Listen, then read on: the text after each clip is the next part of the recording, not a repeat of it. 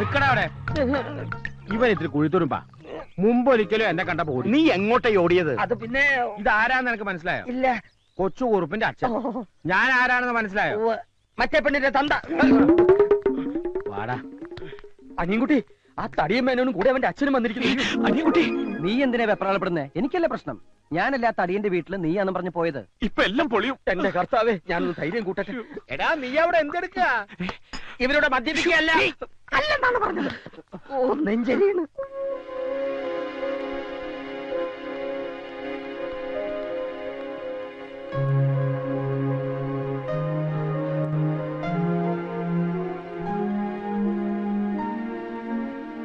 ചോദിക്ക, നേരിട്ട് ചോദിക്ക.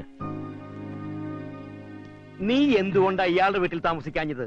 കമ്പ്യൂട്ടർ പഠിക്കണം പറഞ്ഞിട്ടല്ലേ താന്റെ വീട്ടിൽ താമസിക്കാതെ പോയത്? അതെ. ആ വിവരം നീ എന്തുകൊണ്ട് എന്നെ വിളിച്ചറിയിക്കാഞ്ഞത്? താൻ ആരോടാടോ ഈ സംസാരിക്കുന്നത്? എന്റെ മോനോട്. താൻ ആരോടാ?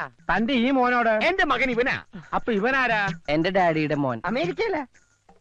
അപ്പൊ നീ ആൾമാറാട്ടം നടത്തി എന്നെ പറ്റിക്കായിരുന്നു അല്ലേ? പറ്റിച്ചത് എന്നെയല്ലേ?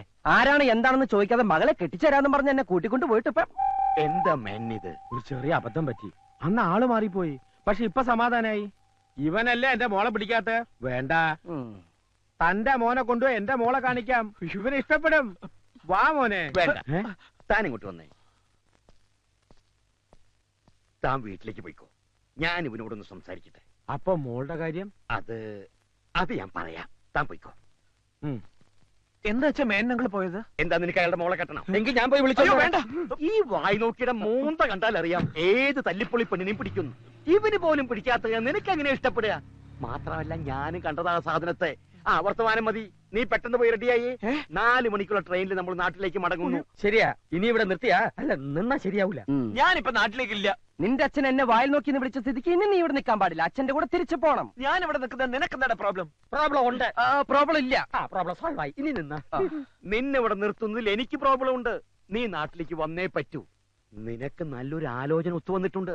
ഉടനെ പെണ്ണ് കാണാൻ ചെല്ലാമെന്ന് ഞാൻ വാക്ക് പറഞ്ഞാൽ പാലിക്കുന്നവനാണോ നിങ്ങൾ? ജീവനുണ്ടെങ്കിൽ എങ്കിൽ പിടിച്ചുകൊണ്ട് പോകൂ നിങ്ങളുടെ മകനെ. സൈലൻസ്.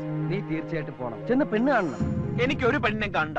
എടാ, 10 ദിവസം അടുപ്പിച്ച് ബാംഗ്ലൂരിൽ നിന്ന് നിന്റെ ഹുങ്ക് നിന്റെ കയ്യിൽ വെച്ചാ മതി. വാടാ ഇവിടെ. ഞാൻ വരില്ല. ഞാൻ വരില്ല എന്നല്ലേ പറഞ്ഞു. ഞാൻ പറയുന്ന ഒന്ന് കേക്ക്. അച്ഛൻ ധൈര്യമായിട്ട് പോ. ഞാൻ ഇവനെ പറഞ്ഞ് സമ്മതിപ്പിച്ച് അവിടെ എത്തിക്കാം. നാളെ വൈകുന്നേരം ഞങ്ങൾ ഇവിടുന്ന് ട്രെയിനിൽ കയറിയിരിക്കും. പോരെ? ആദ്യം കണ്ട പിച്ചിരി പഴയാണെന്ന് തോന്നിയെങ്കിലും നീ ഒരു സ്നേഹമുള്ളവനാണെന്ന് ഇപ്പൊ മനസ്സിലായി. ഇതിനകത്ത് അവന് വേണ്ടി ആലോചിച്ച പെണ്ണിന്റെ ഫോട്ടോ ഉണ്ട്. ഇത് കാണിച്ച് അവനെ സമ്മതിപ്പിക്കുന്ന കാര്യം ഞാൻ ഏറ്റു. ഈ കല്യാണം നടക്കേണ്ടത് എന്റെ കൂടി ഒരു ആവശ്യമാണ്. അച്ഛൻ പോയേ. ഒരു പക്ഷെ നാളെ നീ പുറപ്പെട്ടില്ലെങ്കിൽ പെണ്ണ് കാണാതെ കെട്ടേണ്ടവരും. എന്റെ പൊന്നുമോനി അച്ഛനറിയാലോ.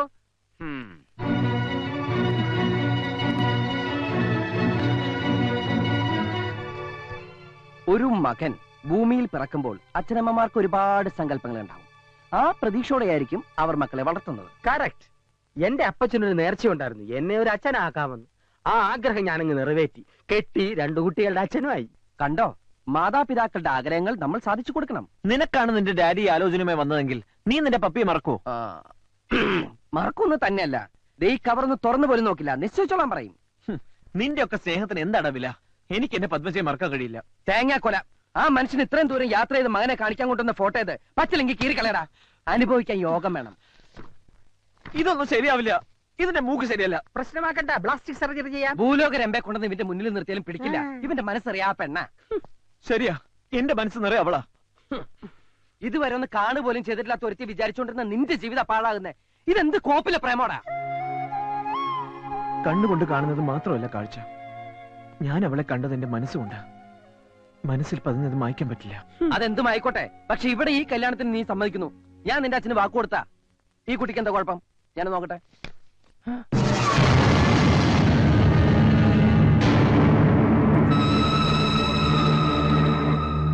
എന്താടാ, എന്തു പറ്റി? കൊള്ളില്ലല്ലേ? വിചാരിച്ചത്ര നന്നല്ല. നീ പറഞ്ഞത് നേരാ. മൂക്കിന് എന്തോ ട്രബിൾ. ഞാനൊന്ന് നോക്കാം. ഇതിന്റെ മൂക്കിന് എന്താ കുഴപ്പം? ഒരു കുഴപ്പമില്ല. Super sonic figure. എനിക്ക് വളരെ ഇഷ്ടമായി. എന്നോടാണ് ഇവളെ കെട്ടാൻ പറഞ്ഞെങ്കിൽ ഞാൻ ഡബിൾ ഓക്കെ. അത്രക്കൊന്നും പോയിട്ടെന്നാ. മൊത്തത്തിൽ ട്രബിൾ ഉണ്ട്. ഒരു ട്രബിളും ഇല്ല. ഉണ്ടെന്ന് പറഞ്ഞില്ലേ? നോക്കിയേ, ശരിക്കും നോക്കിട്ട് പറ. പെണ്ണെങ്ങനെയുണ്ട്? മൂക്കിന് ട്രബിൾ ഉണ്ട്, വായും കൊള്ളില്ല. നീ പറഞ്ഞതാടാ ശരി. നിന്റെ പക്ഷത്ത് നിന്ന് ചിന്തിച്ചാൽ നിനക്ക് ഇഷ്ടപ്പെട്ട പെണ്ണെ തന്നെയാണ് നീ കെട്ടേണ്ടത്.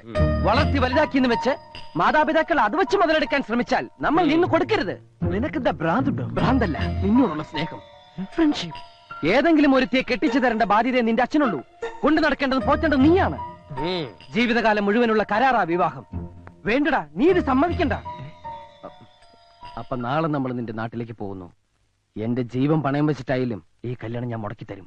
പോരെ?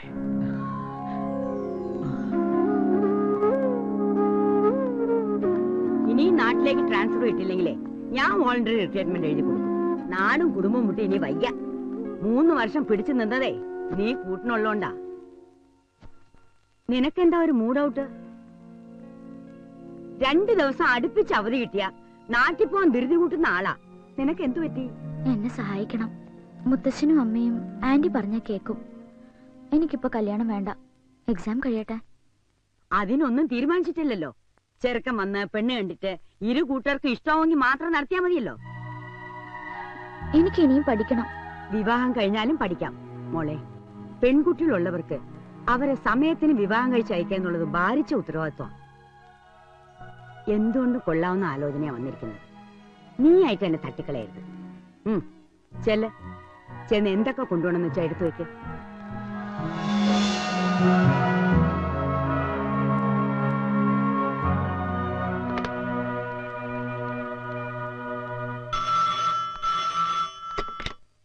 ഹലോ ഹലോ, അനിയൻകുട്ടിക്ക് ഒന്ന് കൊടുക്കോ?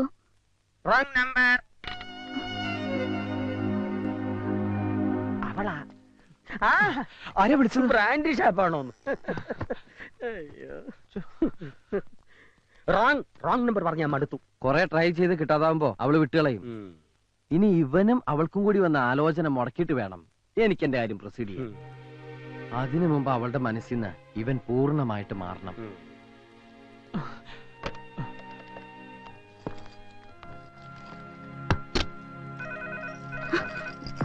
ആന്റി, ഒരു മിനിറ്റ്.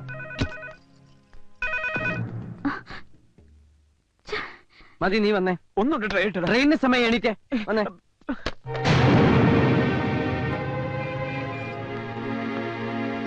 വാ മോളെ, സമയം പോണു. ആന്റി, ഒരു 5 മിനിറ്റ്. ഫ്രണ്ടിന്റെ കൊള്ളണം തോന്നുന്നു. ഞാൻ ഒന്ന് തിരിച്ചു വിളിച്ചോട്ടെ.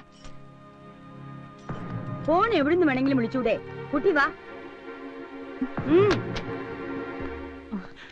അവളെ കണ്ടുപിടിക്കാൻ എന്തെങ്കിലും ഒരു വഴി പറഞ്ഞതാടാ. ഒരു കാര്യം ചെയ്യാം, നമുക്ക് ഈ യാത്രക്ക് അങ്ങോട്ട് മാറ്റിവെച്ച് ഒരു കാർ എടുത്ത് തപ്പി ഇറങ്ങാം. എന്താ?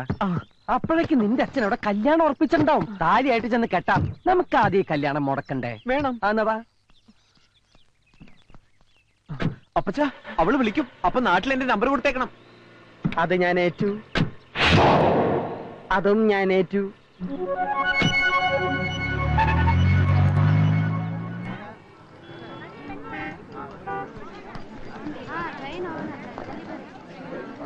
ഞാൻ ഒന്ന് ഫോൺ ചെയ്തോട്ടെ. ട്രെയിനിന് സമയം. ഒരു മിനിറ്റ്.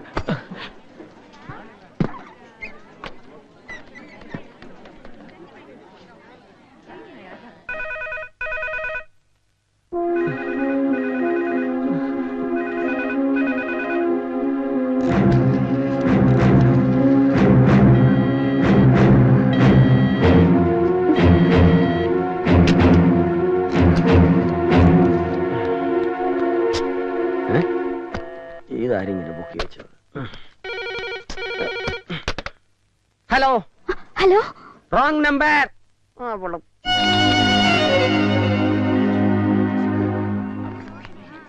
Your attention please.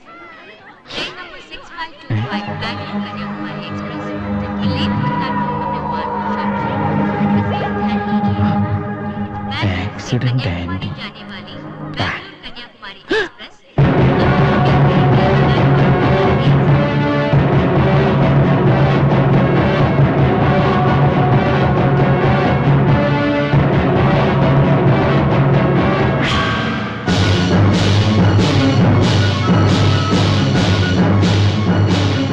എടുക്കുന്നില്ല. എടുക്കില്ല.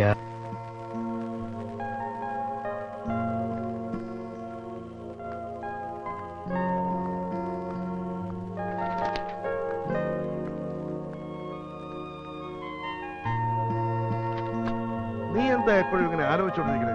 വിഷമിക്കേണ്ടത് അധിക നാളൊന്നും അവനെ ഒളിപ്പിച്ചു വെക്കാൻ ആ കുറിപ്പിന് കഴിയില്ല. എന്നെങ്കിലും അവനോട് പൊങ്ങും. അന്ന് ഞാൻ നിങ്ങളുടെ കെട്ടു നടത്തും. അതുകൊണ്ട് എന്റെ മോള് അച്ഛാ, ദേവിയത് ഞാൻ പറയുന്ന കൂടി ഒന്ന് കേൾക്കണം. അവനെ മറക്കാമെന്നാവും. ഇനി നിനക്ക് അവനെ വേണ്ടെങ്കിലും എനിക്ക് വേണം. അവനെ കൊണ്ടേ നിന്നെ ഞാൻ കെട്ടിക്കൂ. പുറത്ത് കുറച്ച് ആളുകൾ വന്നിട്ടുണ്ട്. അത് ഓച്ചർ പ്രദേശ. മോളെ, അമ്മേ, ഞാൻ പറയുന്നത് ആരും മനസ്സിലാക്കുന്നില്ല. നമസ്കാരം. ആ നമസ്കാരം. ഓച്ചർ പ്രദേശത്തേക്ക് എത്തിയോ? നിങ്ങളെ കൊണ്ടുവരാൻ അച്ചു സ്റ്റേഷനിൽ എത്തിയില്ലേ? കണ്ടില്ല. കൊട്ടേഷൻ കിട്ടിയ പാടെ ഞങ്ങൾക്ക് പുറപ്പെട്ടു. എന്റെ മോളുടെ വിവാഹം ഒരു യുദ്ധത്തിലൂടെ നടക്കൂ. പോരാടാൻ വേണ്ടിയാ നിങ്ങളെ ഞാൻ വരുത്തിയത്. മനസ്സിലായി. വരൻ ശത്രുരാജ്യത്തുള്ളവനാണല്ലേ? അല്ല, ഈ നാട്ടുകാരനാ. സന്തോഷം. ഒരു യാത്ര ഒഴിവായി. പിന്നൊരു കാര്യം, കല്യാണത്തിന് പ്രഥമനും പാൽപായസവും ഒക്കെ വേണം. ഒരു സദ്യ ഉണ്ടിട്ട് ഒരുപാട് നാളുകളായി. സദ്യ ഉണ്ണാനല്ല, ഗുണ്ടാപ്പണിക്കാ വരുത്തിയത്. അക്കാര്യത്തിൽ വിശ്വസിക്കാം. ചെറുക്കനെ കൊന്നാണെങ്കിലും ഞങ്ങൾ കൊണ്ടുവരും.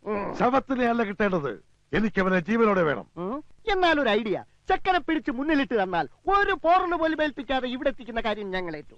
ആ മണ്ടന്മാരാണല്ലേ? അല്ല, ഗുണ്ടകളാ. രണ്ടും ഒന്ന് തന്നെ. ഇനി വേറൊരു മണ്ടൻ നിങ്ങളെ തിരക്ക് റെയിൽവേ സ്റ്റേഷനിൽ കിടന്ന് കറങ്ങുന്നുണ്ടാവും.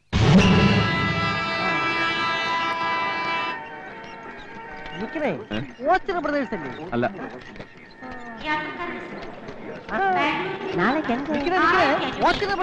അല്ല, കായല പ്രദേശ. നാസർക്കാരാടാ. ശരിയാത്.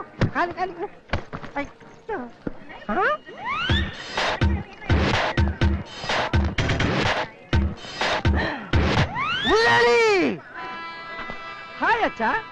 സ്വന്തം തന്തയേക്കാൾ ഇവന് നിന്നോടാണ് കാര്യമെന്ന് ഇപ്പൊ മനസ്സിലായി. അത് പിന്നെ ഞാൻ ഇവന്റെ നന്മയ്ക്ക് വേണ്ടിയേ പ്രവർത്തിക്കൂന്ന് ഇവൻ അറിയാം. ഇപ്പൊ എന്നെ കൊണ്ടുവന്നിരിക്കുന്നത് തന്നെ അതിനല്ലേ. നീ നാട്ടിലെത്തിയ കാര്യം ആരും അറിയണ്ട. നിന്നെ കണ്ടാ ഉണ്ണിത്താൻ റാഞ്ചി കൊണ്ടുപോകും. കാര്യങ്ങളൊക്കെ നിനക്ക് അറിയാലോ അല്ലേ? ചിലതൊക്കെ ഇവൻ പറഞ്ഞു. എന്നാ പോവാം. നീ ഇതിൽ കയറണ്ട, ആ വണ്ടി കയറിയാ മതി. ഞാൻ ബുദ്ധിപൂർവ്വം അറേഞ്ച് ചെയ്തതാ.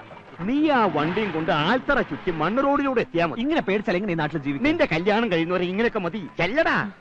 നീ നീ ഇതിലോട്ട് കയറ്. ആ ഗ്ലാസ് അങ്ങ് കയറ്റിക്കോ, അല്ലെങ്കിൽ നിന്നെ കുറിച്ച് അന്വേഷണം വേറെ വരും. നീയും പൊക്കിക്കോ ഗ്ലാസ്.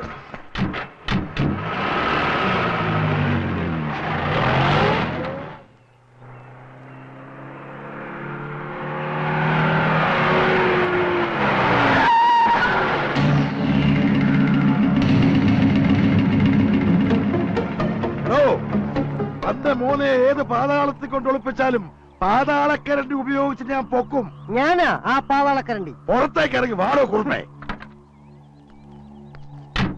കേസ് കൊടുക്കും, പിണ്ണാക്ക് തീറ്റിക്കും എന്നൊക്കെ പറഞ്ഞ് കുറച്ചു നാൾ മുമ്പ് നീ എന്റെ വീട്ടിൽ വന്ന് വിപ്ലവം സൃഷ്ടിച്ചില്ലേ? അപ്പോഴേ എനിക്ക് തോന്നി നിന്റെ മകനെ നീ തന്നെ മുക്കിയതായിരിക്കുന്നു. മുക്കാൻ അവനെന്താ തുള്ളിനീല? വാചക വലിച്ച് നിൽക്കാതെ ഇറക്കി വിടറാ അവനെ. ഇറക്കി വിടാനായിട്ട് പിടിച്ച് കയറ്റിച്ചില്ലല്ലോ ഞാൻ അവനെ. ഞാൻ കണ്ടതാ. പിടിച്ചിറക്കില്ലടാ. പിടിച്ചിറക്കവനെ. എന്താണ്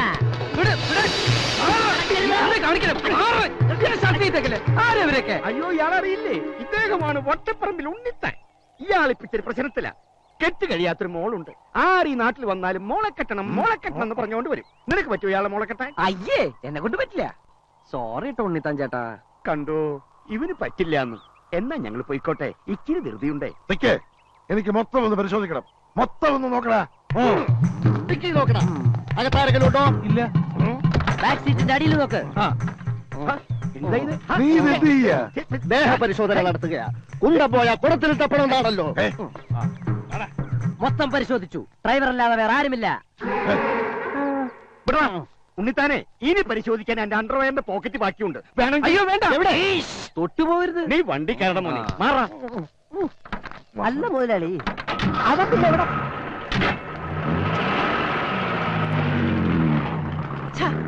അവനിത് ഇവിടെ പോയി.